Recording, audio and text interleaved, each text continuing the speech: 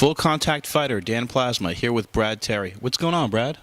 Not a lot, mate. We just did our own private session with a few of the boys in the pro team from Phuket Top Team, and yeah, worked on a few techniques and a few drills that we should be using in our upcoming fights.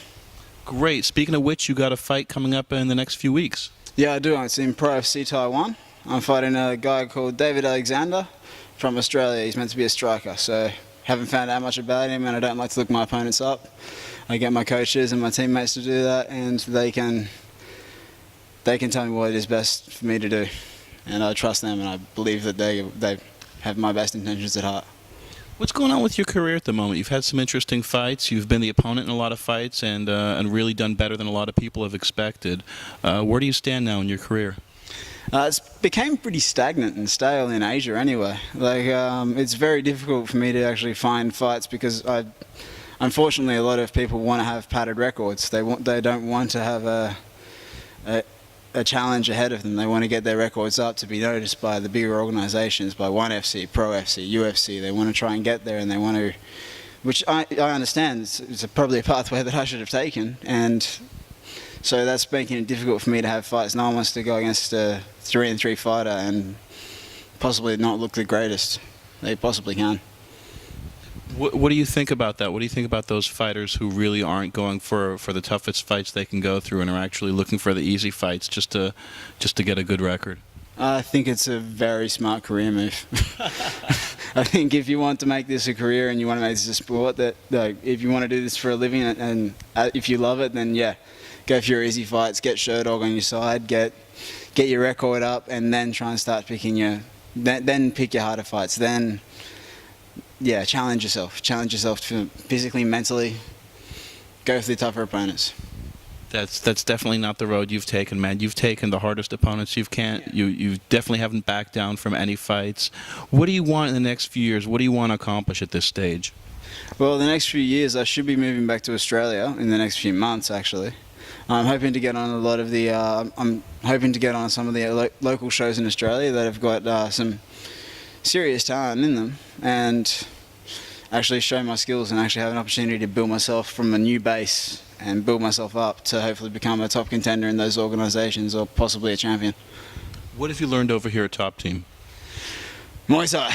Lots of Muay Thai. I learned a lot of wrestling from the Leone brothers, and she trained with the Red Devils, and we learned a lot of stuff to do with aggression and sambo techniques from him. I learned a lot about the heart of a fighter from him. And then we've got Lava. You got to love Lava. He loves his jiu-jitsu. He's really great to have in here for your headspace. So you learn a lot about yourself, and I've learned a lot about myself just in the 2 years that I've spent training in Thailand and training at Top Team, and the friends that I've made and the limits that I've pushed for myself. How have you developed as a fighter? What kind of skills have you picked up while you've been over here? I always enjoyed striking. I like that. I feel that I had the correct body type to use my length and use range and reach. So striking in the Muay Thai that's taught here, which is very blow for blow and trade for trade, I felt if I could learn that style and deliver a damaging punch from a distance and then be out of the way for the return, then that would benefit me a lot. So I learned a fair bit with that. And wrestling, I noticed. I hate getting taken down. I don't like it at all, but I've also learned to take people down, and I can do that now and control fights from a dominating position. So I've learned a lot in the wrestling game and the Muay Thai game, so my striking and my wrestling has improved. I don't know how much since I've been home.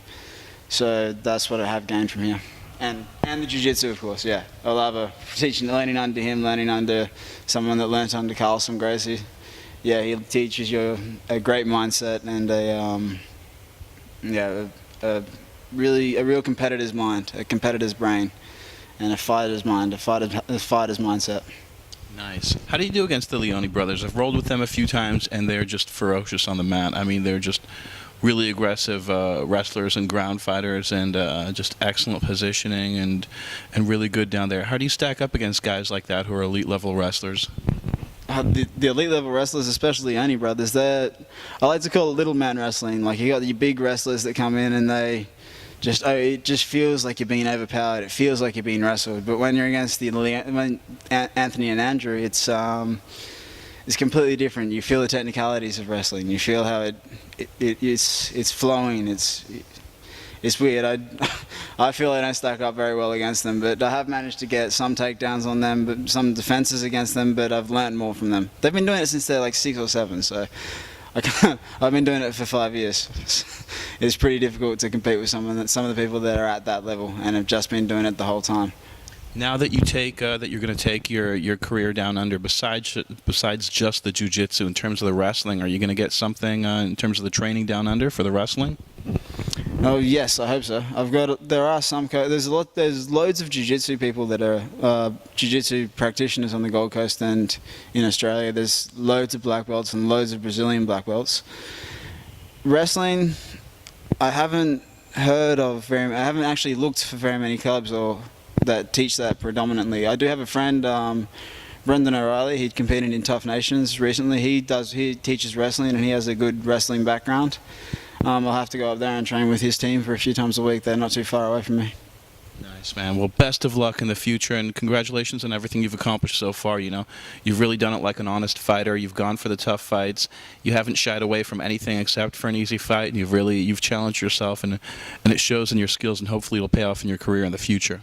Thank you very much, man. Cheers.